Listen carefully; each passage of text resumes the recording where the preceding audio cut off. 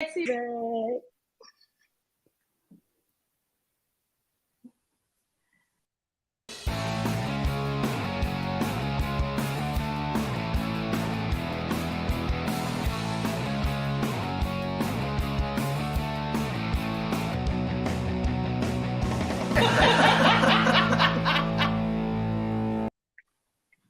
Hey, welcome to today's episode. Are you trying to bring sexy back?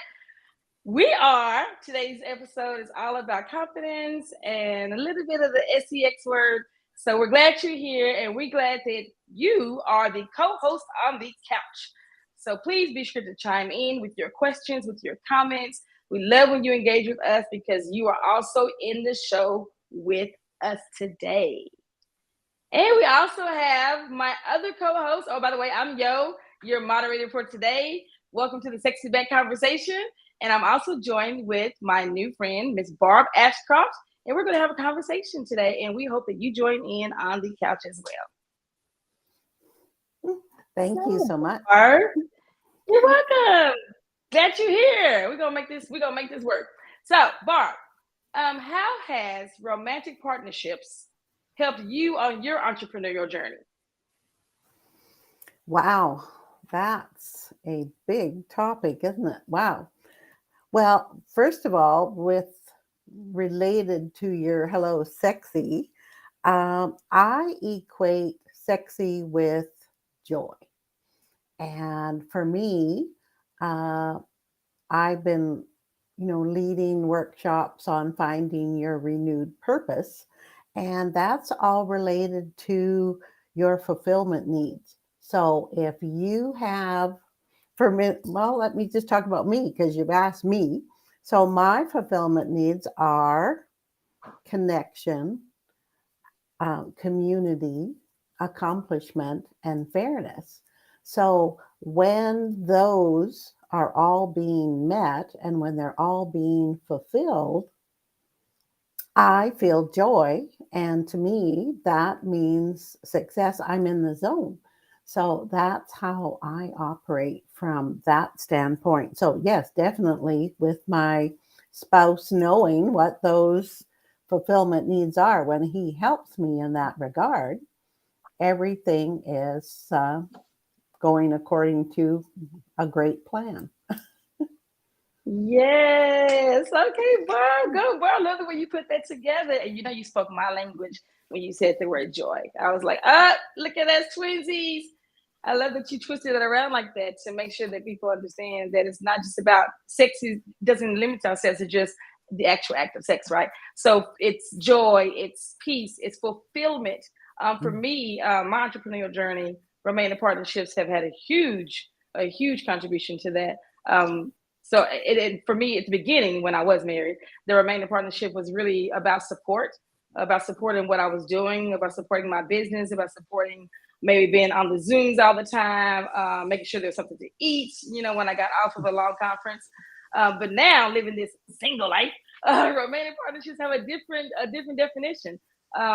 It's still about having somebody to connect with, because like you said, for connection is one of your biggest values. Mine is also connection, honesty, and I'm not ashamed to say it, amazing sex.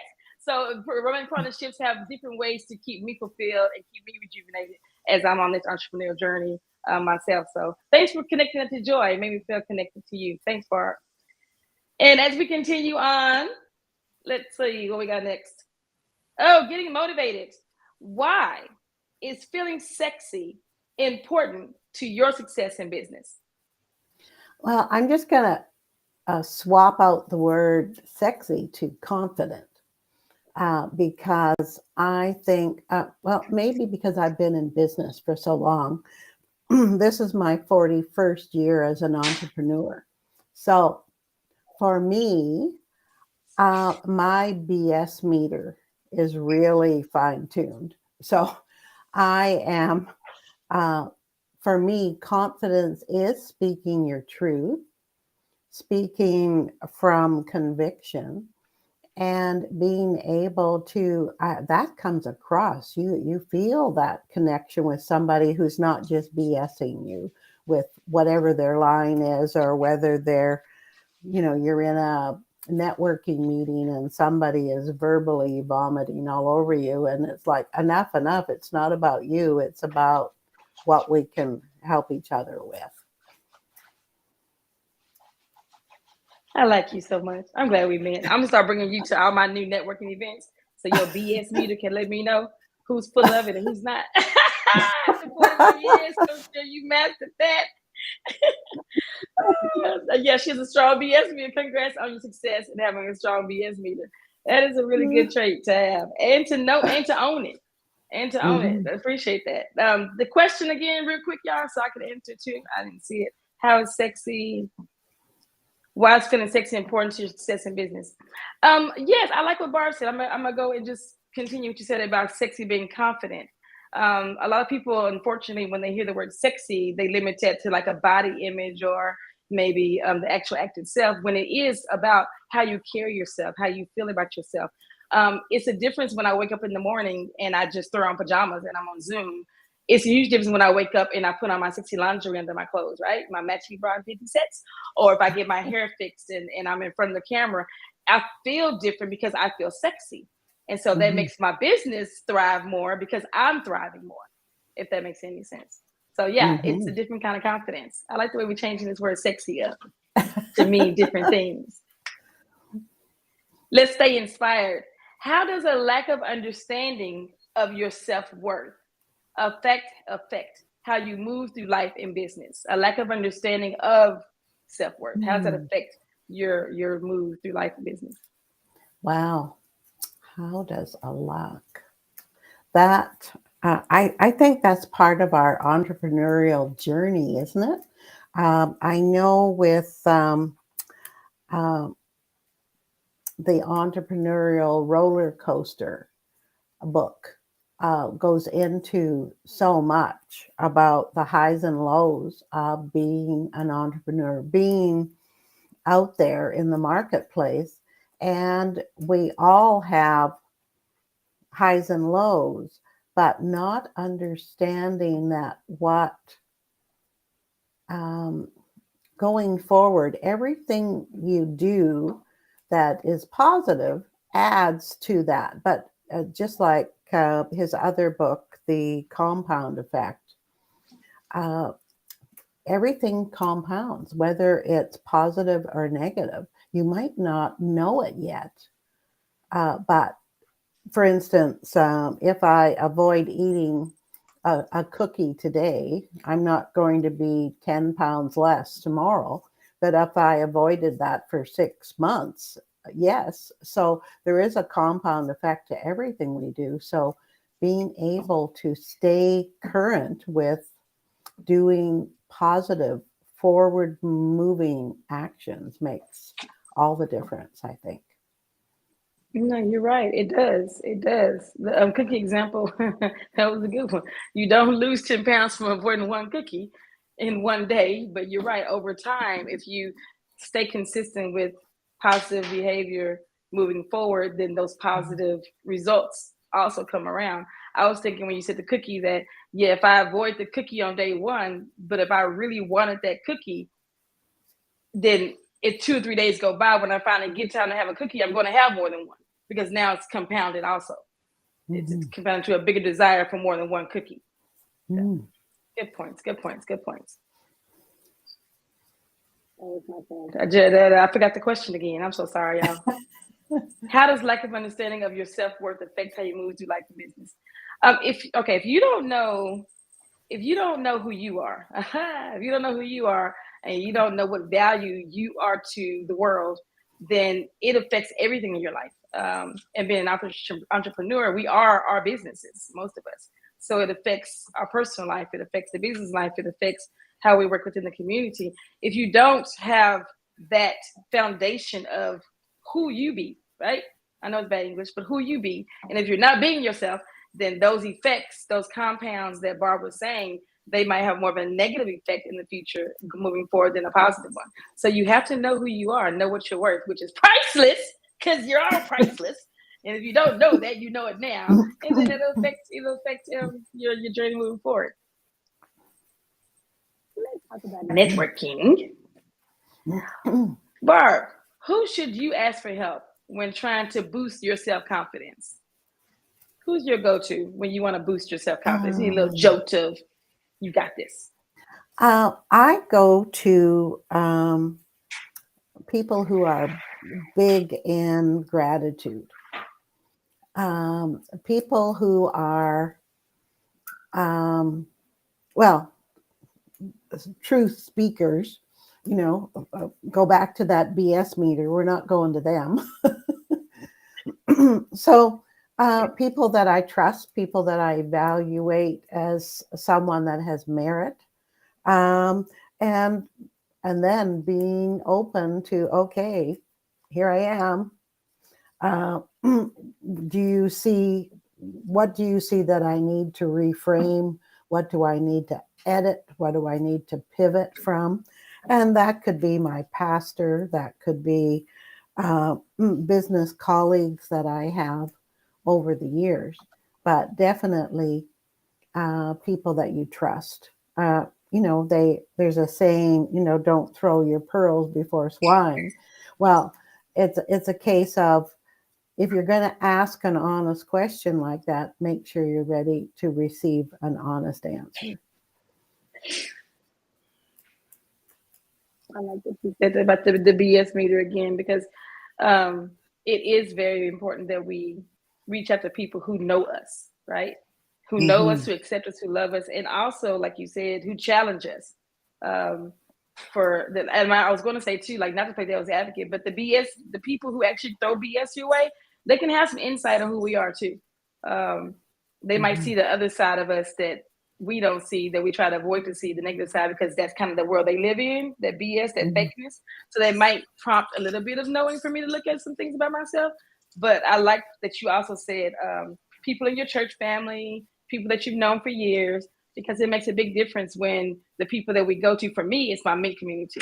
It's the people in the back room right now, people who are watching the show, people like you that are real people, honest people, who know me and will allow me to be who I am, but also push me and help me become the best version of myself. So when I need that boost of confidence, I tend to find myself around them and kind of show up with just kind of feeling a certain kind of way. And before you know it, my head is blown up, my heart is full, and I'm smiling again because they've given me that jolt of what I needed. What was the self-worth issue that you struggle with, and how are you overcoming it? I'll answer first. For me, a self-worth issue I still struggle with it, is being worthy of receiving things that I feel are above and beyond. Like, for example, one of the times I was getting my hair fixed, and Monica brought to my attention that it was a worth issue for me. I was getting my hair done. I didn't like the way my stylist had done it. Some things need to be taken out and changed. And instead of me speaking up, I didn't feel like I deserved to say something. I was like, oh, well, I'm just going to take it the way it is. I'll take it down at home. I'll deal with it later, because I didn't have enough value in me to speak up for myself. And I had been doing that my entire life, not knowing that it was a self-worth issue. So that is my example. And I still struggle with that to this day, but I'm getting better about knowing how priceless I am and living accordingly. So what about you, Barb? Is there an example you have of a time that you had a self-worth issue you had to overcome? Wow. Well, not many people believe it now, but I used to be shy. My husband, will be the first to tell you that he married this real quiet little girl. And I think my first 3 years of Sunday school, I only saw shoes because I was such an introvert. But you know what's amazing is when you have a passion, when you have a why,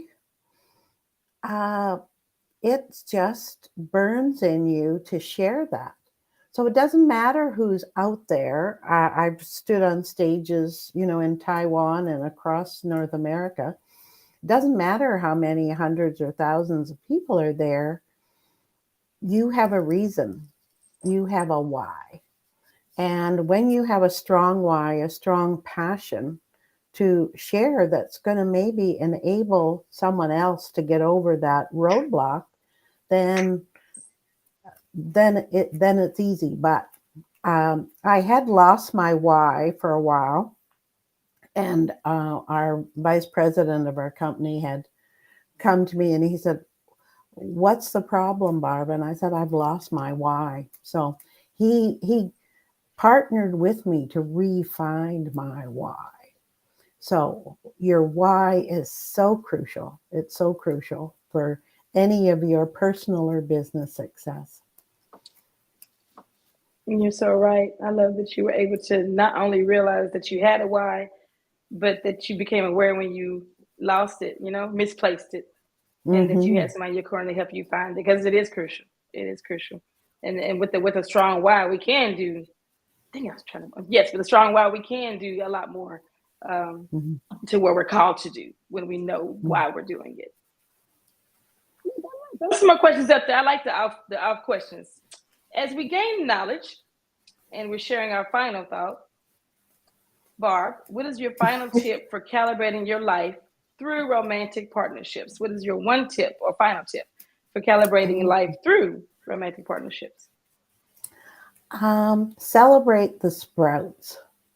So many of us have gone through life with when this happens, when that happens. How about celebrating the closeness to the match? That's a law of attraction principle. But with your partner, with your with any kind of relationship, celebrate what's working right.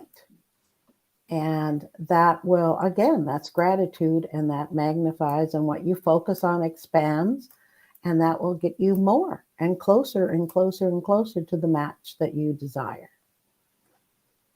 Great tip. Focus on the positive. That's what I got from that. Focus on the positive. Um, I've been told to. For me, one final tip for calibrating your life through romantic partnerships. Romantic partnerships aren't always spouses or a partner in your life, right? For me personally, my romantic partnerships going forward is between me, myself, and me. Mm. It's very important to understand each person to understand that you have to go back to that self-worth we talked about earlier. Until I find out that value I see in myself, until I start to find myself worthy and see myself truly as priceless, I might tend to go against what you just said, Barb. I might go the opposite direction, end up in negative spaces, making negative choices, doing things that will harm me in my business more than it would support it. So the self-love, the romantic partnership between me and me, it needs to be defined. It is being defined. And as I define it, I get to enjoy more and more about life. Romantic partnerships can be distracting for if you're in it for the wrong reasons. As I said before, my former 30-year marriage, I stayed in it for the wrong reasons. And then the current relationship I found myself in after that, I still was in it for the wrong reasons. So until I started to realize that it's not about the partnership part of it. It's more the romance and buying flowers for myself, doing what's best for me at the time that I need it so that I can put more into my business in this entrepreneurial journey that I'm in. So I like that you said earlier about moving forward. We got to start with ourselves. I start with myself.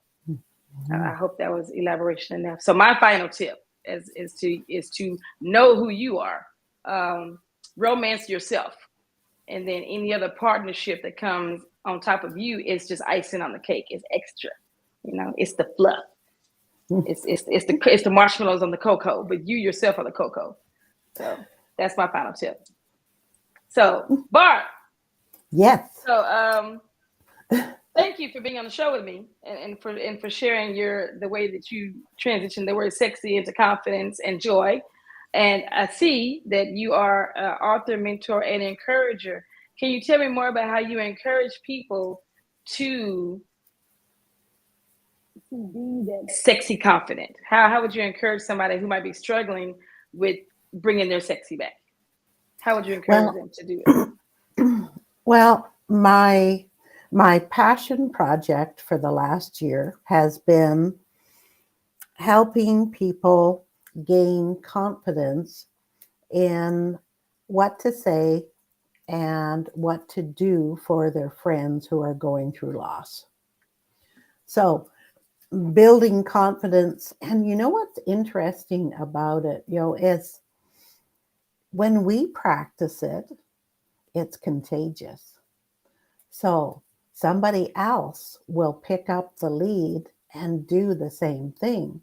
So right now, this is a time of year when we have lots of holidays and lots of people are grieving. It could be loss of a loved one, could be loss of a business with all the COVID stuff that people have lost, could be loss of a marriage, loss of a relationship, whatever it is. But all of us go through loss at different times of our life. So being able to have that, just tips for encouragement on what to say and what to do, and learn confidence. A year ago now, I had 4 friends that became widows in a matter of weeks. And I was immobilized as to what to say or do. So I made it my passion project to start interviewing and seeking people that knew what to say or do, because I certainly didn't. And it's been a really grateful year of lots of experts sharing with me. So that's what I've been doing, is learning and then sharing that out. And that's made a huge difference to a powerful year. Oh, I love that you do that. That's beautiful. I'm sorry for all those losses too. It is life. And you're right. It's like sometimes you just don't know what to say or if there's anything to say. And the fact that you've done all that research to figure out what to say, to be supportive, I applaud you for that. Because you can grieve anything. You're right. It doesn't have to be a person. I grieved alcohol when I was in rehab. I realized that I had to grieve the bottle because it was a part of my life for so long and it was a loss, right? So grief is not limited to humans or because pets, anything we lost, anything that was such a valid part of our life that we lose, it's grievable. It's grievable. And it affects how we carry ourselves. It affects our sexiness. It affects our confidence. And so to know that you're out there helping people to get that back because of the loss, thank you for what you do. I appreciate that. Oh, it's my favorite part. One of my favorite parts. It's time for announcements.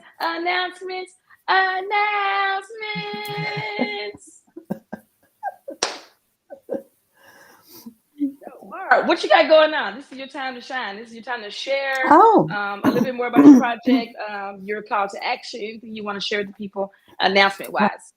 Okay. Well, I have put together a